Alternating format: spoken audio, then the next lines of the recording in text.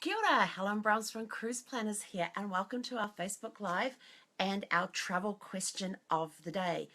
Before we get into our travel question of the day, just a couple of reminders. Please put into the comments field where you are, where you're located, so that we can say hi to you.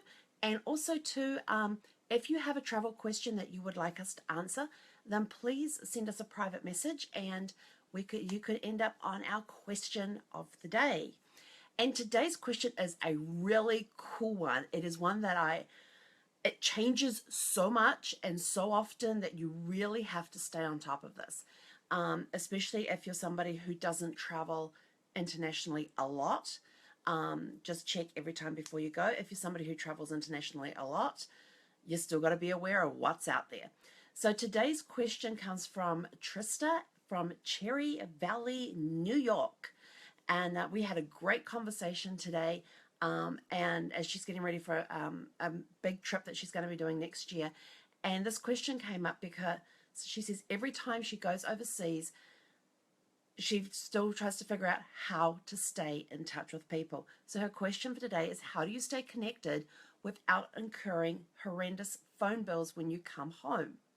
And this is a really good question. And I like this question because, like I said, things are constantly changing with technology. The main cell phone provider, the main phone providers, the main providers like Sprint, AT&T, Verizon, and T-Mobile are constantly changing their plans. Sometimes they stay the same, sometimes they get a little different. And then there's all this thing about, what about switching out the SIM card, the SIM chip for a local number in the country I'm going to? What about getting a separate phone that has international capabilities that I could just use when I travel? All sorts of questions. And some are pay as you go, some are here's the package, this is what you're allowed, this is what you can do. It can get very confusing. So the first thing I would always recommend for a client to do is, if you're with AT&T, Verizon, Sprint, or T-Mobile, go to their customer service thing, go to their website, have a look to see what they have available. If you are somebody who doesn't use any of the big name providers, then just go to whoever does your cell phone service and find out what it is. One thing I always advise clients to do is turn off roaming, because roaming will clock up that bill very, very quickly. Also too, going on cruise ships. That's another big one too, is, if I'm on a cruise ship, how do I stay in contact with people back home?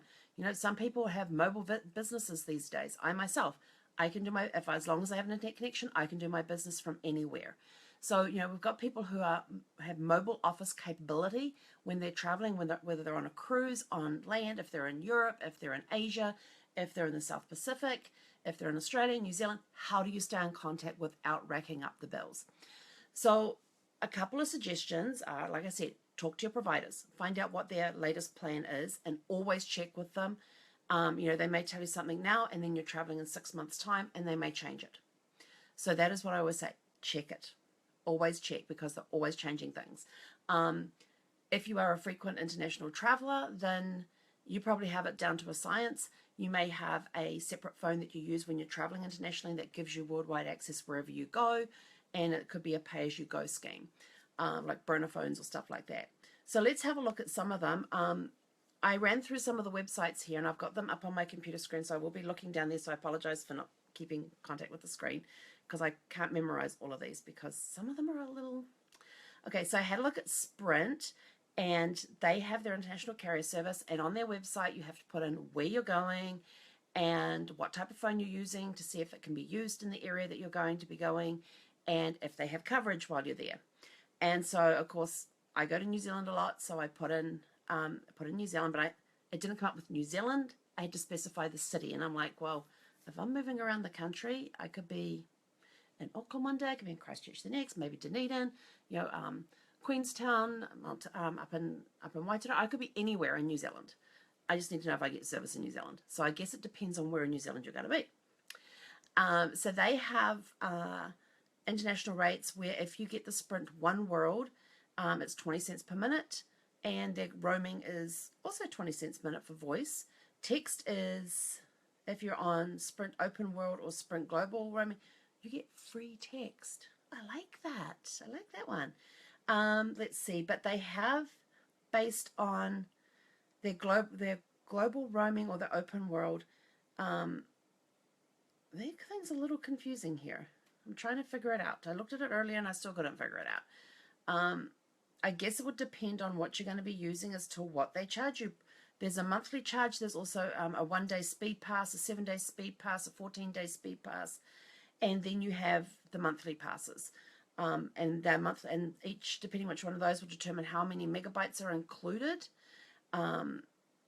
what your reduced speed is, because it's up to 3G, so it's not going to be very fast, and then what it's going to cost you should you go over your allocated megabytes, and they only go up to 800 megabytes for $115 a month. And then you have the other things to go on top, like the 20 cents per minute. So that was their program. And that one also works on cruise ships too. So the cell phone companies have finally gotten on board with cruise ships. So now when you go on a cruise ship, you can let them know you're going on a cruise ship, and basically you get the international plan, but it allows you to work it while you're on a cruise ship. It used to be that, you had your phone on a cruise ship and you could rack up these horrendous bills, because not only were you paying for the satellite feed from the ships, you were also, some of the carriers were charging $5 a minute to use a cell phone when you're on a ship. But now they're on board with all of these plans that you can actually use them on a ship, or you can use them on land. And it's kind of nice that they've finally caught up with everybody on that. The other thing that that I thought of, which I've totally forgotten, so we'll just move on.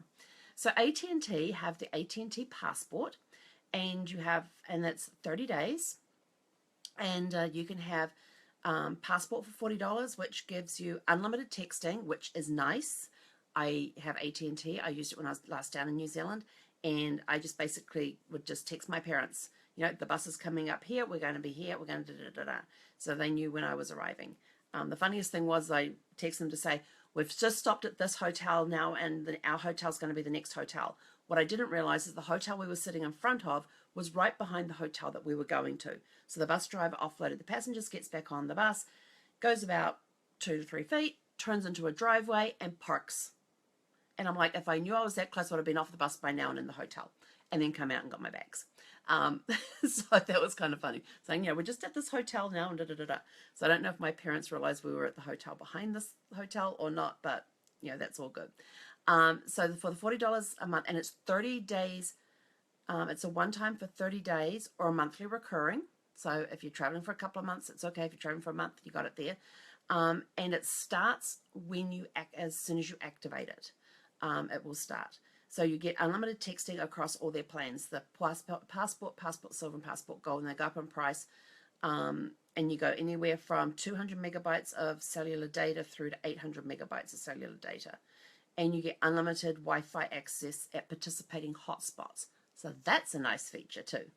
I will say this, there's a lot of times where I do sensitive work on my computer, so I do need to be able to hotspot my phone. So if I'm able to hotspot my phone on a Wi-Fi, then that's really cool. The other thing that I do with my phone too is we use Vonage for our office phones, which means that we can basically take them anywhere we have an internet connection. And the cool thing is they have an app that's called Extensions. So it means that if I'm on my cell phone and I'm in an area where I have Wi-Fi connection, I can go into my extensions and I can actually make calls from my office line through my cell phone, which is a completely different number. I can make the call through the Extensions app. It shows up on people's phone as my office line, and I'm doing it over the Wi-Fi. So you got unlimited Wi-Fi access and participating hotspots. I love that. The other one that I will also use too is Skype.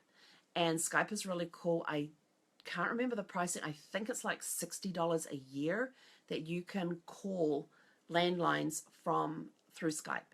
So again, if you've got that app on your phone and you're using Wi-Fi, you can get it through that way too, which is really nice as well.